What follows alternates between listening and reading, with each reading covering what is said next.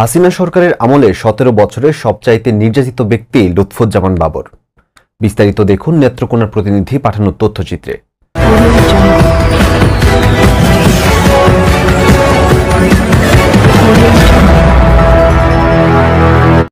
স্বৈরাচারী আওয়ামী লীগ সরকারের আমলে সবচাইতে নির্যাতিত ব্যক্তি ১৭ বছর যাবৎ মিথ্যা ও রাজনৈতিক মামলা কারাবন্দী নির্যাতিত নিপীড়নের শিকার বিএনপি নেতা সাবেক স্বরাষ্ট্র প্রতিমন্ত্রী লুৎফুজ্জামান বাবর আওয়ামী লীগের নেতাকর্মীদের হাতে এখনও নতুন করে নির্যাতনের শিকার নেত্রকোনার ৪ সংসদীয় আসনের সাবেক সংসদ সদস্য লুৎফুজ্জামান বাবর।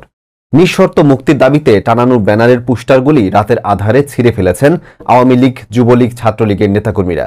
এই ঘটনাটি ঘটেছে নেত্রকোনা জেলা মদন উপজেলার ত্রিয়ষ্টি ইউনিয়নের ৩ নং ওয়ার্ড শিবপাশা গ্রামে জাতীয়তাবাদী যুবদল লেবানন কেন্দ্রীয় কমিটির প্রচার সম্পাদক মোহাম্মদ নুরুজ্জামান খানের নেতৃত্বে ও নেত্রকোনা জেলা প্রচার দল পক্ষ থেকে ত্রিয়ষ্টি ইউনিয়নের অন্তর্ভুক্ত ৩ নং ওয়ার্ড শিবপাশা গ্রামের মাঝপাড়া এলাকায় ব্যানার টানানো হয় রাতের আধারে যুবলীগ, ছাত্রলীগের নেতাকর্মীদের বিরুদ্ধে ছিঁড়ে ফেলার অভিযোগ।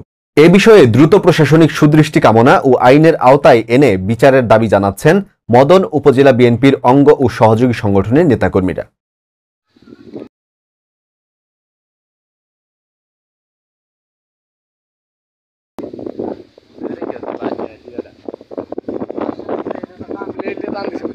মানে গাছটা দিয়ে কাছে